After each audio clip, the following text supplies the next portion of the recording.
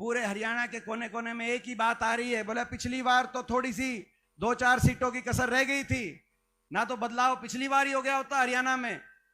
बोला इस बार कोई कसर नहीं रहेगी। हर हरियाणा कोने से एक ही बात आ रही है, बीजेपी जेजेपी की खट्टर दुष्यंत सरकार जा रही है और हुड्डा साहब के नेतृत्व में कांग्रेस पार्टी की सरकार आ रही है।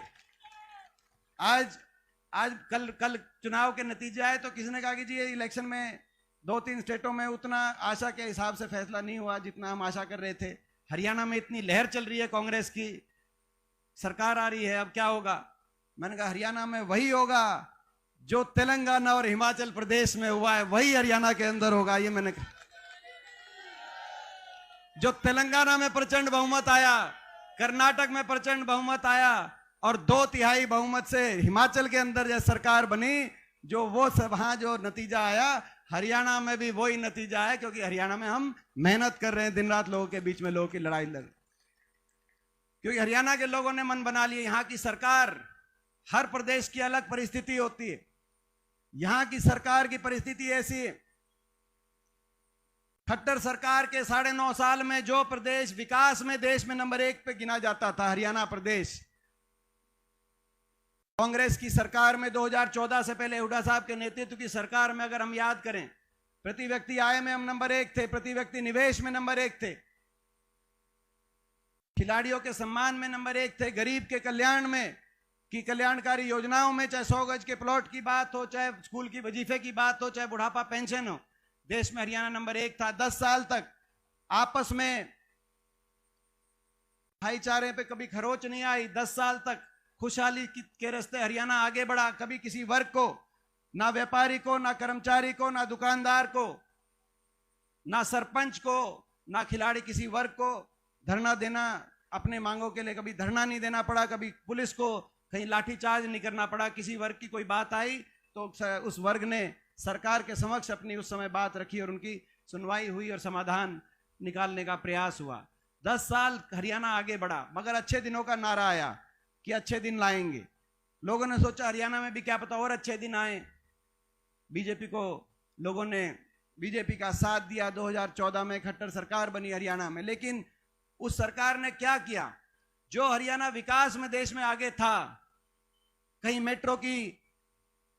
मेट्रो आ रही थी तो कहीं रेल की लाइन बिछ रही थी, कहीं थर्मल का कारखाना बन रहा था तो कहीं आईएमटी के अंदर बड़े बड़े उद्योग स्थापित किए जा रहे थे, कहीं यूनिवर्सिटियां बन रही थी, विश्वविद्यालय बन रहे थे। उस हरियाणा को 9.5 साल की सरकार ने विकास की पटरी से उतारने का काम किया। उस हरियाणा को आज विकास में तो हरियाणा पहुंच गया 18वें नंबर पे देश में। नंबर 1 अगर बन गया देश में, जो दुख है हमें, तो देश में अगर नंबर 1 बन गया तो बेरोजगारी में आज हरियाणा देश में नंबर 1 बन गया। हर घर में एक पढ़ा लिखा शिक्षित नौजवान बेरोजगार, बेरोजगारों की फौज खड़ी हो गई। कोई नौजवान डिप्रेशन की तरफ, कोई नौजवान नशे की तरफ। देश में नशे में भी देश में हरियाणा और नशे से रिलेटेड ओवरडोज डेथ्स में भी देश में नंबर 1, पंजाब से ज्यादा नशा आज हरियाणा के अंदर। बेरोजगारी में नंबर 1, आज नौजवान नशे में नंबर 1। आज हरियाणा का नौजवान अपना भविष्य को अंधकार में पा रहा है। कहीं डिप्रेशन की बात, कहीं नशे की बात, कहीं अपराध की बात, कहीं घर बार बेचकर विदेश की तरफ पलायन, विदेश की तरफ पलायन की तरफ आज हरियाणा का नौजवान। ये स्थिति आज बन गई क्योंकि हरियाणा के अंदर ना तो सरकारी नौकरी मिल पाई इन 9.5 साल में, या तो नौकरियां समाप्त कर दी गई। हमारे समय अकेले शिक्षा महकमे में 1 लाख से ज्यादा की भर्ती हुई थी। 9.5 साल में जेबीटी तक की भर्ती नहीं करी, जेबीटी तक की भर्ती नहीं करी।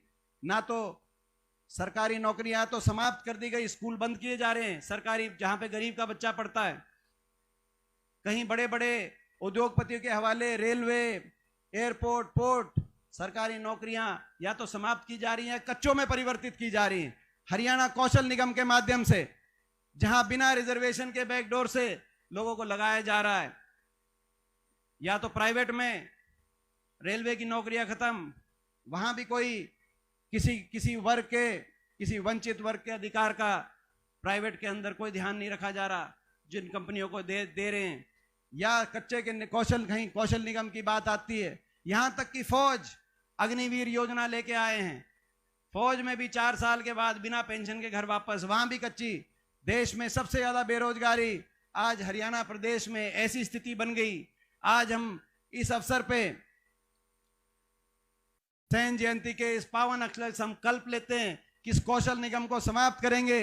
हरियाणा के अंदर पक्की भर्ती, ये जितने भी कौशल निगम से में हैं इनमें और इनकी सारे पदों में और जो बाकी पद हैं इन्होंने जो समाप्त किए हैं, 2 लाख से ज्यादा ऐसे पद हैं। पक्की भर्ती हरियाणा के अंदर, और उस पक्की भर्ती में हर वर्ग का और ओबीसी समाज का जितना अधिकार है उन ओबीसी समाज का 2 लाख भर्ती आते ही 2 लाख भर्ती हरियाणा के अंदर लागू करने का काम करेंगे। आज बेरोजगारी की चपेट में जो हरियाणा का नौजवान है उसको रोजगार सृजन में हरियाणा को नंबर 1 बनाने का हम संकल्प आज ले रहे हैं।